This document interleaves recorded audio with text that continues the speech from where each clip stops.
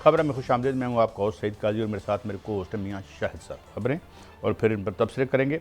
इमरान खान के पास माफ़ी की ऑप्शन की बात हो रही है। इससे पहले एक निज़ा बना था, तनाज़ा बना था, मगर वो चलें अच्छा हुआ वो सबसाइड कर गया हमारे दोस्त और सीनियर जर्नलिस्ट जनाब सुहेल वड़ाइच साहब के ज़िम्मन में। और अब यही बात तो नहीं, अलबत्ता इससे मिलती जुलती बात वज़ीर दिफा कर रहे हैं। बड़ी इंपॉर्टेंट पोस्ट पे वो बैठे हुए हैं और ज़ाहिर है उनकी एक्सेस से तो कोई डिनाइल नहीं है। तो वो ये क्यों कह रहे हैं, why they it's being insisted upon, and on the other hand दूसरी तरफ से हमें जो है वो एक सख्त रद्द-ए-अमल नज़र आ रहा है कि एज इफ़ बानी PTI is not going to budge. बल्कि यहाँ तक भी अफवाहें हैं या हकीकतें हैं, ये बात करेंगे मियाँ साहब से कि वो तो कायमा कमेटियों से भी उठना चाहते हैं और वो इलेक्शन भी ज़मीनी इंतखाब नहीं लड़ना चाहते। तो ये सब किस सम्त में जा रहे हैं, इस पर बात करेंगे मियाँ साहब से।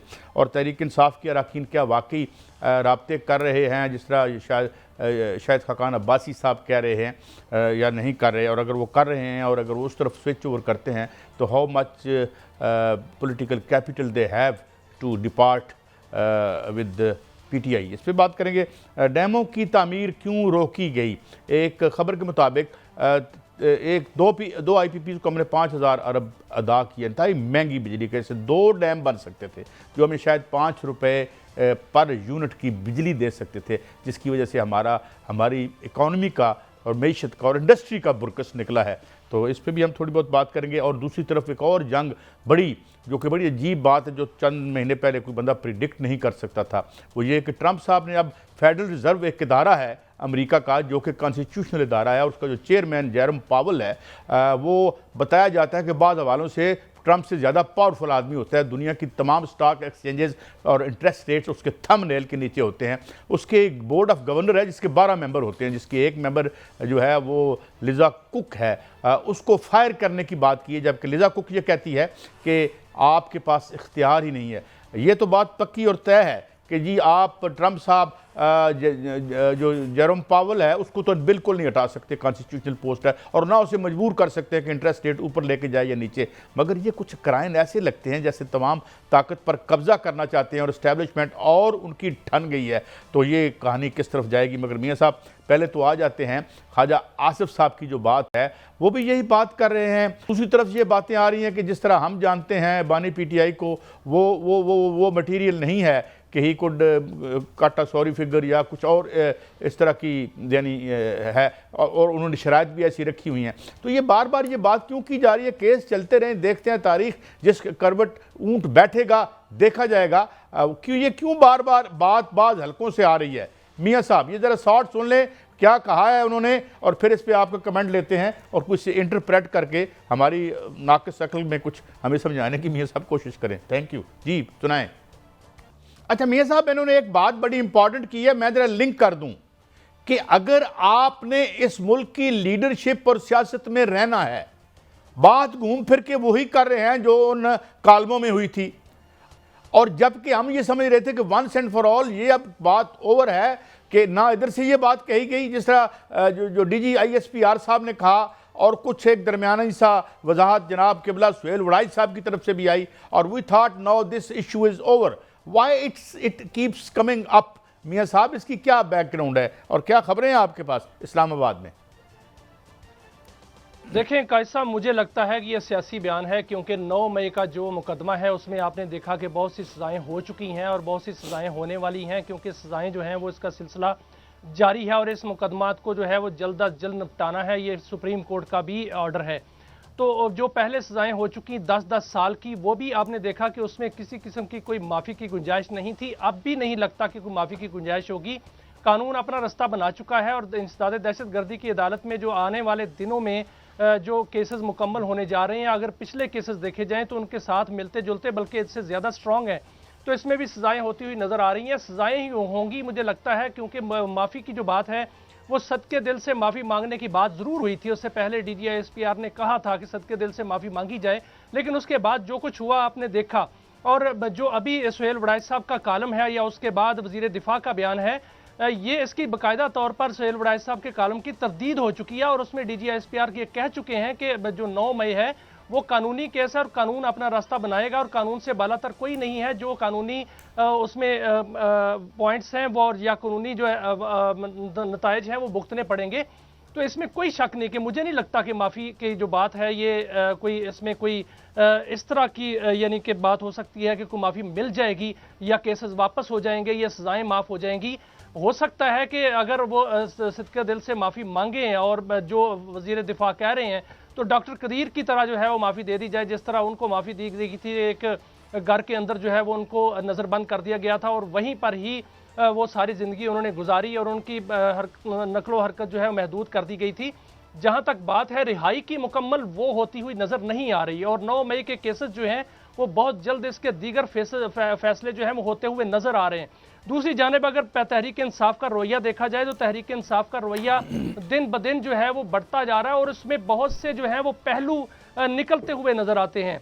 इसमें एक चीज़ नज़र आती है कि तहरीक इंसाफ का कोई एक बयानिया नहीं रहा और बानी पीटीआई ने किसको क्या कहा ये मालूम नहीं है कि किसको क्या कहा उसने। अलीमा खान साहबा जो हैं वो कहती हैं कि बानी पीटीआई ने ये कहा, सलमान अकरम राजा ने कहते हैं कि बानी पीटीआई ने ये कहा, फिर नईम पंजोता साहब हैं वो अपना बयान करते हैं, अली बुखारी साहब जो हैं आते हैं तो वो अपना बयान करते हैं, सियासी कमेटी जो है वो अपना बयान करती है। तो इत्तलात का सब यही हैं कि इसमें माफ़ी की कोई गुंजाइश फिलहाल नज़र नहीं आ रही। और जहाँ तक मियां साहब एक सवाल और है, तो आज सियासी कमेटी के में आप मैं समझता हूँ ये बात तो फिर उन्हें करनी नहीं चाहिए थी ख्वाजा साहब को, when it has been ruled out by general Sharif साहब कि भाई ये बात नहीं है, अदालतें अपना काम करेंगी, किसी जुर्म की कोई माफ़ी नहीं। क्वाइट अंडरस्टैंडेबल, ये बात हमें समझ आती है। तो फिर ये बात बार बार करने का मैं समझता हूँ कोई फ़ायदा नहीं है। दूसरी तरफ हम अगर अलीमा साहबा का बयान जो मैंने अभी अभी आते देखा, वो ये कह रही हैं जी कि उधर तो वो कह रहे हैं कि आप कायमा कमेटियों से भी उठ जाएँ और मे बी जो ज़िमनी इंतखाबात हैं हम ये भी नहीं लड़ेंगे। तो वो उधर भी एक एक्सट्रीम पोजीशन हमें नज़र आ रही है। तो ये जो अलीमा साहबा ने कहा है ये इसकी ज़रा तफसील बताएं, वो क्या कह रही हैं? देखें कायद साहब, अलीमा खान साहबा का आज बयान आया, सलमान अकरम राजा साहब का बयान आया और फिर जो हदायत जेल के अंदर से आई वो भी एक खबर आई और साथ साथ ज़राए से भी एक खबर जो है वो आई है जिसमें यह कहा गया है कि ज़राए से जो खबर आई है, सलमान अकरम राजा साहब ने कहा कि मुझसे जो है वो इस्तीफ़ा जो है बानी पीटीआई ने वापस ले लिया, उन्होंने नहीं माने, रिजेक्ट कर दिया। लेकिन ज़राए से खबर आई है कि सलमान अकरम राजा साहब ने इस्तीफ़ा दिया ही नहीं, उनको बताया ही नहीं, तो फिर ये उन्होंने वापस कैसे ले लिया। और ये भी बात जो है वो सामने आई है कि जो सियासी कमेटी में हदायत दी गई हैं उसमें यह कहा गया है कि जो ज़िमनी इंतखाबात हैं पंजाब में उसमें हिस्सा ना लिया जाए, जो केपीके में है उसमें हिस्सा लिया जाए और जो जिनको सजा हुई है या नाहल हुए हैं उनके रिश्तेदारों को टिकट ना दिया जाए, टिकट जो है वो वर्कर्स को दिया जाए। ये अब जो फैसले हदायत सामने आई हैं इसमें कई साहब देखते हैं कि पहले ये कहा गया कि बानी पीटीआई ने कहा है कि महमूद खान अचकजई को जो है वो अपोजिशन लीडर नामजद किया जाए, सियासी कमेटी ने मुखालफत कर दी। फिर ये कहा गया कि ये ज़िमनी इंतखाबात में हिस्सा नहीं लेना, सियासी कमेटी ने मुखालफत कर दी। फिर ये कहा गया कि आप जो है वो जदोजहद करें और बाहर निकलें, सियासी कमेटी ने जो है वो बाहर निकलने की मुखालफत कर दी। फिर ये कहा गया कि आप अडयाला जेल के सामने आएँ और वहाँ पर जो है वो आगे एहतजाज करें, सियासी कमेटी जो पार्लियामेंटेरियंस हैं वो पार्लियामेंट में फिरते रहे।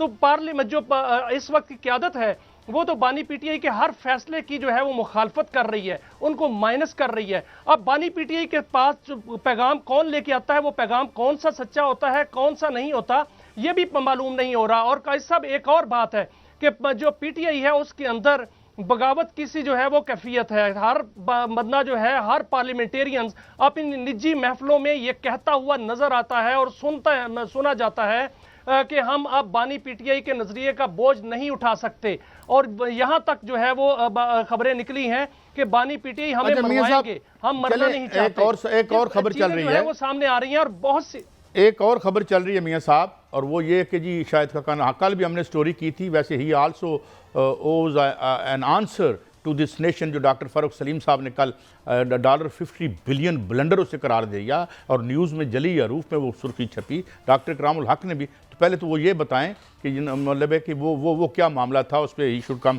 क्लियर। मे बी ये सारे बातें गलत हों मगर वजाहत तो हम करते हैं। और अब वो कह रहे हैं जी कि बहुत से मुझे मिल रहे हैं, लेकिन मियाँ साहब ये जो मिल रहे हैं ये देखें, पहली बात तो ये कि तारीख माइनस करे तो फिर ही कोई बंदा माइनस होता है। बाकी ये इन लोगों का तो हमें पता था, the kind of stuff with which Imran Khan was doing his politics we knew from the day one. किधर गए असद उमर साहब जो एक बहुत बड़ा प्लान लेके आए थे, वो मैशत को ठीक ठीक कर देंगे। तो ये सारा स्टफ तो हम जानते हैं, लेकिन इनके पल्ले तो कुछ है, ये कुछ डेंट डाल के पीटीआई के एक बड़ा वोटर का चंक लेके जाके गले लगा सकते हैं मुहावरतन जनाब शाहिद खाकान अब्बासी साहब को। देखें कायद साहब, आइन में एक शिक है कि अगर कोई अरकान असम्बली जो है मुनहरफ होगा तो वो अरकान असम्बली नहीं रहेगा। इतलात ये भी हैं, मैं उस तरफ बाद में आता हूँ, इतलात ये भी हैं कि वो शिक जो है वो अगली 27वीं आइनी तरमीम में शायद ख़त्म कर दी जाए और ये जो है वो क्वेश्चन दे दिया जाए और ये रास्ता निकाला जाए कि जो पार्टी छोड़ेगा वो पार्लियामेंटेरियन ही रहेगा। यही वजह है कि जो पीटीआई के लोग हैं, मुख्तलिफ जमातें, मुस्लिम लीग नून होगी या पीपल्स पार्टी या शाहिद खाकान अब्बासी साहब जो हैं, ये दावा कर रहे हैं कि पीटीआई के बहुत से लोग उनसे राब्ते में हैं और उनके जो हैं वो वसफ भी नज़र आ रहे हैं। कायद साहब, जो कोई भी इशू होता है तो पीटीआई के लोग जो हैं वो उस तरह रिएक्शन नहीं देते जिस तरह उनको हदायत दी जाती हैं जेल के अंदर से, उस तरह जो है वो फैसलों पर अमल दरामद नहीं करते जिस तरह उनको कहा जाता है। तो इसलिए बहुत से जो है वो खबरें आ रही हैं कि फलां फलां के राब्ते में है, फलां फलां से राब्ते में है। 39 जो कायदीन हैं वो तो नाअहल हो चुके हैं, उनको सजा हो चुकी। अब जो है बाकी रह गए हैं, उनका भी जो है वो अगर फैसला आने वाला है तो बहुत सी सजाएं होंगी। बहुत से जो है वो जो पार्लियामेंटेरियन हैं वो इलेक्शन नहीं लड़ना चाहते आगे से। आप देखें ज़िमनी इलेक्शन जो है उसमें तो कोई भी नहीं इलेक्शन नहीं लड़ना चाह रहा। आगे जो 9 मई का फैसला है वो आने वाला है, उसमें 9 मई के फैसले में बानी पीटीआई को जो है वो ये नज़र आ रहा है कि अगर सजा हो जाती है तो उसमें उनको जो चूंकि वो उनको मास्टरमाइंड कहा गया है तो उनको सजा जो है। मियां साहब एक और बात भी है, ये अगर मिल सकती है मियां साहब, अगर तो इजाज़त मिल जाती है मेंबर पार्लियामेंट को अपनी मर्जी से वोट दी, तो फिर तो कल वो सूबों के मामले पर भी वोट दे सकते हैं, चाहे जरदारी साहब की मर्जी हो, मियां नवाज शरीफ साहब की मर्जी हो ना हो, तो फिर तो वो आज़ादी भी उन्हें मिल जाएगी अगर कोई किसी इस तरह की तरमीम आती है तो। क्या ख्याल है आपका? ब्रेक, सॉरी मुझे ब्रेक के लिए कहा जा रहा है, एक ब्रेक है नाज़रीन, ब्रेक से वापस आएंगे तो ये राब्तों की बात को मुकम्मल करेंगे। डैमों के साथ जो हमारे साथ हाथ हुआ, ये जो RLNG का हमारे साथ हाथ हुआ, इस पर बात करेंगे। और अमेरिका के अंदर जो खुली जंग सदर ट्रंप और इस्टेब्लिशमेंट की छिड़ गई है, ये किधर लेके जाएगी दुनिया को और अमेरिका को, एक ब्रेक के बाद।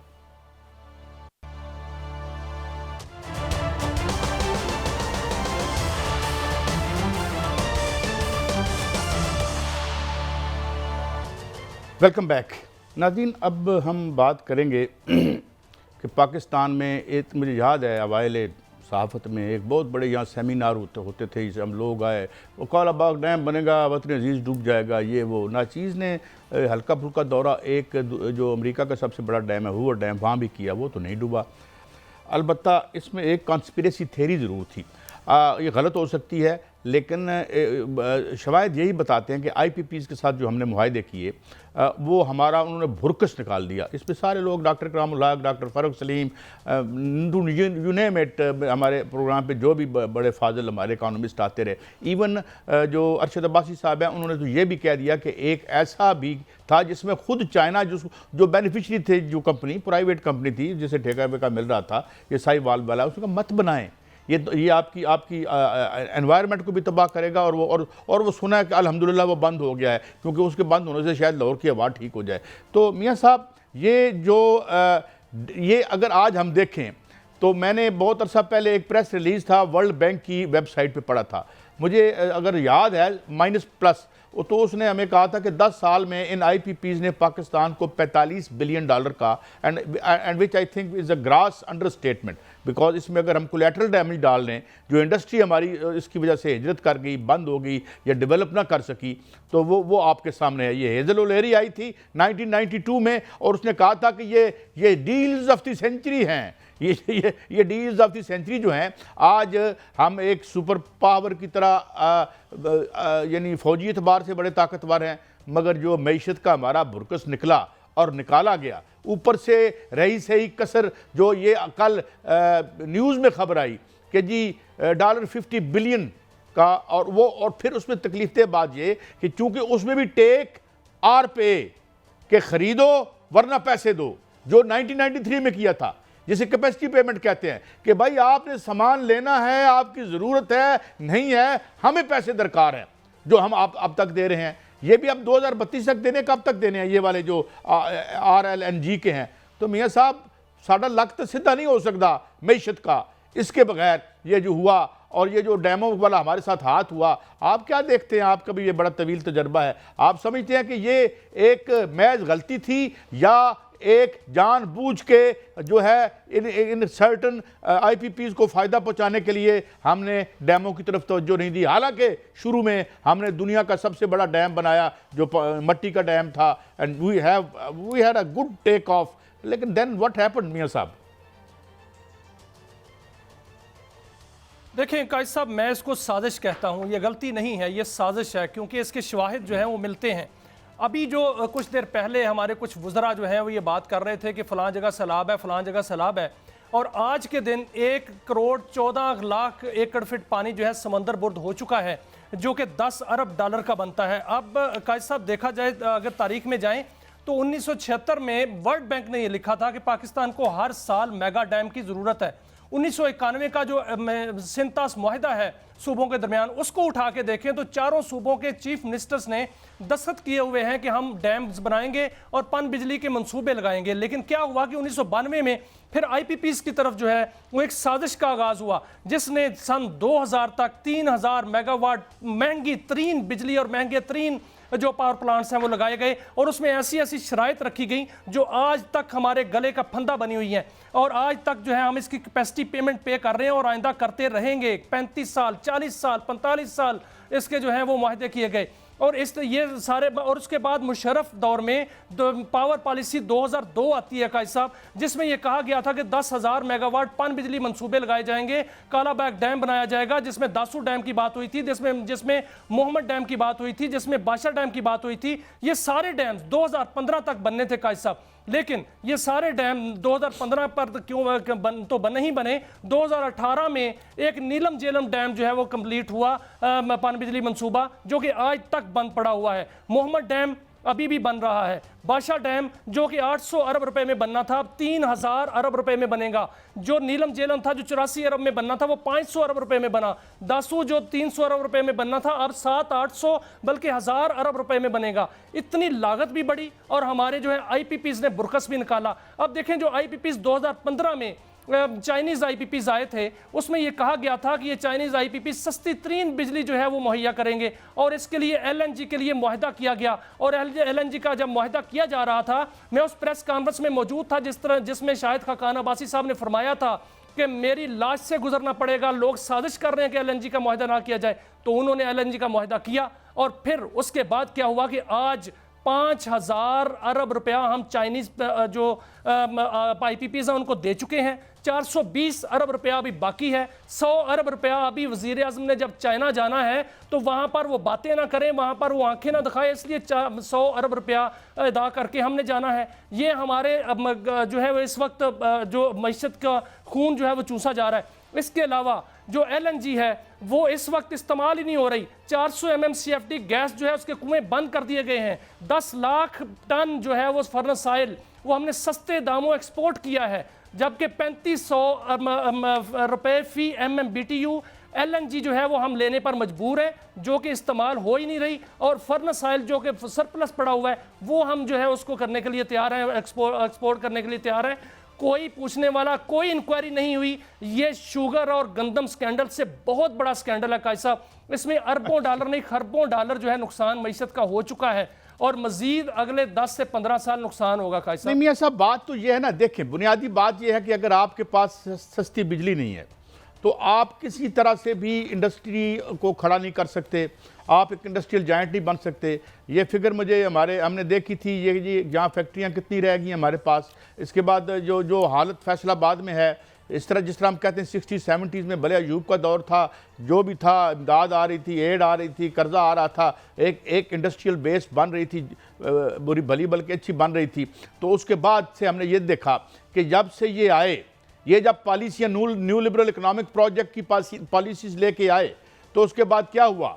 उसके बाद मियाँ साहब आप देखें कि एक तो हमारे घर के बर्तन बिक गए, बजाय इसके कि हम स्टील मिल से 10 स्टील मिल्स और बनाते और इंडस्ट्रियल जायंट बनते, आज हम उसके मरले बनाकर बेचना चाहते हैं। आज हम उसको जो है जिस तरीके से मैं बार बार कोट करता हूं, 100 जो हुई इंडस्ट्रीज प्राइवेटाइज, उनमें 90 पे हाउसिंग सोसाइटियां बन गई। और जो खैर से इस काम में हम बहुत आगे हैं कि भाई रेंटियर क्लास थी, एक रेंट सीकिंग क्लासेस थी। देखे ना माइंड सेट क्या था मियां साहब, माइंड सेट क्या था, एयरपोर्ट कहां बनना है, ये राज की बात हो रही थी। हम साफत में थे, उनके जी इथों लगना, इधरों खरीद लो, ऐ कर लो। दिस वाज दिस दी औकात ऑफ दिस रूलिंग एलीट के जो ये कहते हैं वेल्थ क्रिएटर थे। कायद साहब, आप ये वेल्थ क्रिएट हो रही की बात कर रहे हैं, तो एक हाउसिंग सोसाइटी जो बहुत बड़ा एक टाइकॉन, प्रॉपर्टी टाइकॉन का केस है, उसको ना डिस्कस कर लिया जाए कायद साहब। हाँ, सुना है कुछ नए एविडेंस आए हैं, नए इंकशाफात सामने आए हैं। जो प्रेस रिलीज सामने आई है FIA की और नैब की, उसमें यह बताया गया है कि जो मनी लॉन्ड्रिंग का वॉल्यूम है वो 183 अरब रुपए तक पहुंच गया है, जो कि बाकायदा तौर पर उसके सबूत जो है वो मिल चुके हैं और इसका रिकॉर्ड हासिल कर लिया गया है। 1 खरब 58 अरब रुपए जो हैं वो 2016 से 2025 तक मनी लॉन्ड्रिंग हुए। 1 अरब रुपए जो है 2015 से 2025 तक मनी लॉन्डर हुए और 24 अरब 2005 से 2015 तक मनी लॉन्डर हुए और सैकड़ों अरब रुपए की बेनामी जायदादें जो हैं वो सामने आई हैं। और इस हवाले से 13 अफराद को गिरफ्तार किया गया है, 17 FIR दर्ज की गई हैं, 16,200 से जायद जो फाइलें हैं वो हासिल की गई हैं, कंप्यूटर सर्विस जो हैं वो उठाए गए हैं और मोबाइल फ़ोन्स और लैपटॉप और दीगर जो डिजिटल आलात हैं वो भी पकड़े गए हैं। उनका फॉरेंसिक ऑडिट जो है वो हो रहा है और इस हवाले से जो फंड्स हैं कायद साहब, वो बड़ी अचंभे की बात है कि उसको डॉलर्स में, पाउंड्स में और दिरहम की शक्ल में UAE, अमेरिका और बरतानिया जो है वो शिफ्ट किया गया। वहाँ से भी इसका सुराग जो है लगाया जा चुका है और इसमें मलक रियाज, अली रियाज, शाहिद कुरैशी जो कि हेड ऑफ ग्लोबल अफेयर्स हैं बैरिया टाउन, वो भी जो है वो गिरफ्तार हैं। Aamir Rashid chief finance officer जो है उनके खिलाफ पर्चा दर्ज हो चुका है। Lieutenant colonel retired Khalil Rehman, secretary Malik Riaz जो है उनके खिलाफ मुकदमा दर्ज हो चुका है। फजल अब्बास हैं, ये डायरेक्टर अकाउंट्स हैं, अताउल हसन जो है डायरेक्टर अकाउंट्स हैं और शफकत अकाउंट ऑफिसर हैं। मियां खुरम लतीफ़ जो है इन्वेस्टर हैं और नाज़िम खादिम जो हैं वो भी इन्वेस्टर हैं। इनके खिलाफ जो है मुकदमा दर्ज हो चुका है और मज़ीद शवाहिद लिए जा रहे हैं और यह भी कहा जा रहा है कि सैकड़ों अरब रुपए की बेनामी जायदादें और बहुत से खरब रुपए जो हैं वो मज़ीद मनी लॉन्ड्रिंग के जो हैं वो इसके सबूत जो हैं वो सामने आने वाले हैं और चंद ही दिनों बाद ये तमाम मुकदमा जो हैं वो बाकायदा तौर पर दायर का जो सामने आ जाएंगे और इनका जो है वो बाकायदा फॉरेंसिक ऑडिट जो है वो जारी है और इनकी मजीद तहकीकात भी जारी हैं और ये केस मंतकी अंजाम तक पहुंचता हुआ ब्रेक पे जाते हुए आपने एक फिगर दी थी, इस साल $10 बिलियन का पानी ज़ाया हुआ। 2010 के सैलाब में भी हमें यही बताया गया था कि $10 बिलियन का वो नुकसान कर गया और $10 बिलियन का पानी ज़ाया हो गया। और फिर ये IPPs, ये ऐसे ही तो नहीं सब कुछ हुआ। Who will fix it. एक ब्रेक के बाद वापस आते हैं तो दुनिया की सबसे बड़ी मैशियत और सबसे बड़े मुल्क में क्या घमसान की जंग हो रही है जनाब ट्रंप साहब में और एस्टेब्लिशमेंट ने। अब वो जो इनका सबसे बड़ा इदारा है उसके सामने आकर खड़े हो गए हैं, जैसे फेडरल रिजर्व कहते हैं। एक ब्रेक के बाद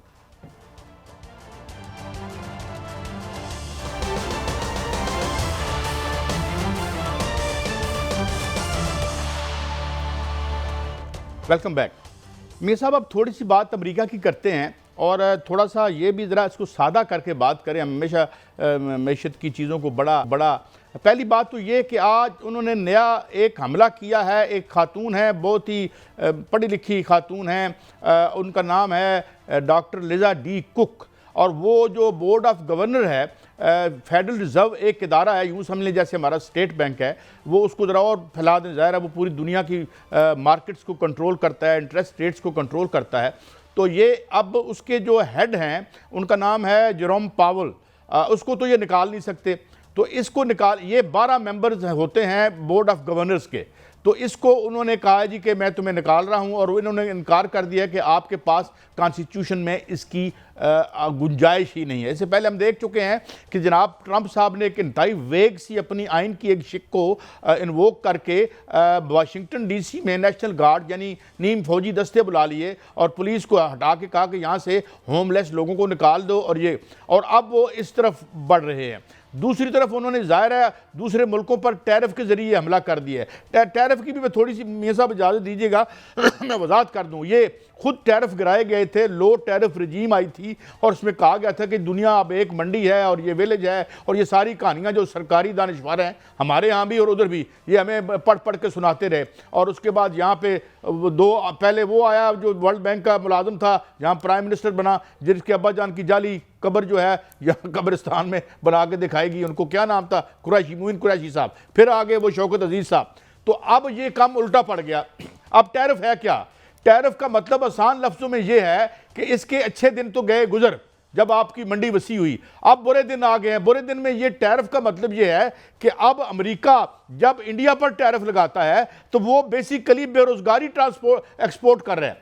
जो बेरोजगारी और जो उसकी मैन्युफैक्चरिंग का बेड़ा गर्क हुआ मुनाफों की तलाश में, वहाँ से इंडस्ट्री उठा के इंडिया ले गए, उठा के चाइना ले गए। अब उन्हें पता चला हमारे ऊपर तो 33, 35, 36 ट्रिलियन डॉलर का कर्जा हो गया, तो अब इसको ठीक कैसे करें? तो ये वो ठीक करने की कोशिश कर रहे हैं। और वो ये समझते हैं कि उनको जो फेडरल रिजर्व है, जो जेरम पावल है, जो बड़ा पावरफुल आदमी है, जिसका नाम ज़्यादा आप नहीं सुनते, लेकिन बेसिकली जो मैशत के हवाले से दुनिया का पावरफुल तरीन आदमी है, वो जेरम पावल ही है, जिसे ये निकाल नहीं सकते। लिहाजा नीचे से इन्होंने हमला फरमाया है। सो ही इज़ काइंड ऑफ, जैसे अंग्रेजी में कहते हैं ना, the elephant in the room वाला मामला है ट्रंप साहब का। तो ये अब जंग मियाँ साहब तेज़ हो रही है।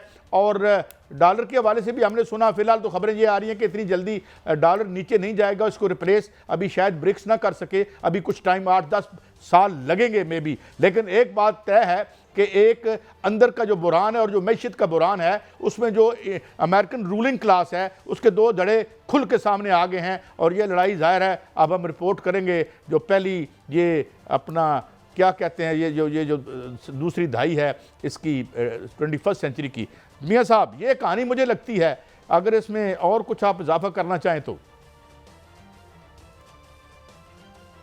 देखिए काज साहब, जब ये तजारती जंग छिड़ी थी तो उस वक्त चाइनीज़ सदर ने यह कहा था कि इसमें किसी का फ़ायदा नहीं होगा, नुकसान होगा। और वो नुकसान जो है वो अल्टीमेटली अमेरिका को ही होना है और होना शुरू हो चुका है। अब अमेरिका के अंदर जो माशी बेचैनी है उसी की वजह से जो है वो मुख्तलिफ इस्तीफ़े और मुख्तलिफ लोगों को निकालने की बातें हो रही हैं, क्योंकि अमेरिकन जो इस्टेब्लिशमेंट है वो टस से मस होने को तैयार नहीं है। और जो ट्रंप हैं उन्होंने पहले जो है वो देखें कितने कितने बड़े ओहदों से लोगों को जो है वो फारग किया, और अब जो नेशनल रिजर्व्स हैं उसके जो ओहदेदार जो हैं उनको फारग करने के दरपे हैं।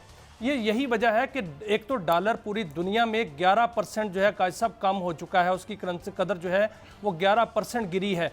और पाकिस्तान के अंदर भी जो है वो डॉलर जो है वो सस्ता होने के लिए बिल्कुल बेताब है। इसकी वो कीमत नहीं है जो मौजूदा कीमत है, और इसको हम जो है धड़ाधड़ खरीद रहे हैं। हमें ये खरीदारी बंद करनी चाहिए। डॉलर जो है वो किसी भी वक्त 200 रुपये तक आ सकता है, क्योंकि इसकी जो रियल कीमत है वो 280, 270 नहीं है। ये जो मईशतदान भी कहते हैं और बहुत बड़ी कंपनियां जो हैं उनके भी और यही ख्याल है कि डॉलर जो है इसको सस्ता होना चाहिए और सस्ता हो जाएगा। लेकिन जहाँ तक अमेरिका का ताल्लुक है तो अमेरिका में इस वक्त जो है वो तकरीबन मुझे जो नज़र आ रहा है कि ये नज़र आ रहा है कि फैसला हो चुका है कि ट्रंप के ख़िलाफ़ एक बहुत बड़ी मूव जो है वो बन चुकी है। शायद जो है वो ट्रंप ज़्यादा देर तक जो है वो आगे ना चल सकें। और इसके अलावा आप देखें कि दीगर जो दुनिया है उसमें मालिक जो है वो अपने माशी बंदोबस्त कर चुके हैं। भारत की जहाँ तक बात है तो भारत जो है वो उसमें तो जब टैरिफ उस पर लागू हो चुका है तो वहाँ पर बहुत से ऑर्डर जो है वो कैंसिल हो चुके हैं और बहुत से ऑर्डर कैंसिल हो रहे हैं।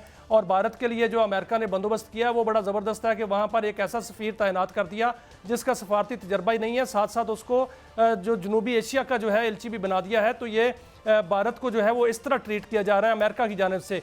जहाँ तक चीन की बात है तो चीन बिल्कुल भारत को जो है वो अपनी चीज़ें एक्सपोर्ट करेगा और चीन जो है वो खूब भारत के साथ जो है वो कारोबार तो करेगा, लेकिन उसमें फ़ायदा जो है वो चीन का होगा। चीन देखें पूरी दुनिया को लीड कर रहे हैं, एक जानब जो है वो अमेरिका वो लूज़ कर रहा है और दूसरी जानब चीन जो है वो लीड करने जा रहा है। अब जो वहाँ पर एक बहुत बड़ी नुमाइश भी लगने जा रही है और फतह का जश्न भी मनाया जा रहा है, तो वहाँ पर 20 बड़े ममालिक के जो हैं वो सरबरा वहाँ पर मौजूद होंगे। पाकिस्तान के सरबरा भी यानी वज़ीर आज़म पाकिस्तान वहाँ पर मौजूद होंगे और वहाँ पर जो है वो बहुत बड़ा एक कट जो है वो होने जा रहा है। ब्रिक्स के जो है रास्ते वहाँ से भी निकलेंगे। जो बात आप काजी साहब कर रहे हैं कि ब्रिक्स की करेंसी जो है इसको डॉलर को रिप्लेस करने में 10 साल लगेंगे, लेकिन बहुत तेज़ी से उसकी तरफ जो है वो काम हो रहा है और जो उसकी जो करेंसी की रूनुमाई हुई है उसमें जो पुतिन है अच्छा वो मियां बड़े साहब, मेरा क्लोजिंग का टाइम हो गया है। माफी चाहता हूं, मैं आपको यहाँ रोक रहा हूँ क्योंकि टाइम ओवर हो चुका है नाज़रीन। बहरहाल ये एक है, मगर इसमें हमें ये याद रखना चाहिए basically it is the systemic failure और एक ऑर्गेनिक क्राइसिस आया है आलमी मीशत का। हम अगले दिनों आने वाले दिनों में प्रॉपर्टी के मामलात में चाइना का भी जिक्र करेंगे, एवरग्रांडे का भी जिक्र करेंगे। तो ये हालात हैं। वक्त खत्म हुआ, इजाज़त दीजिए, कल फिर मिलेंगे। अल्लाह हाफिज़।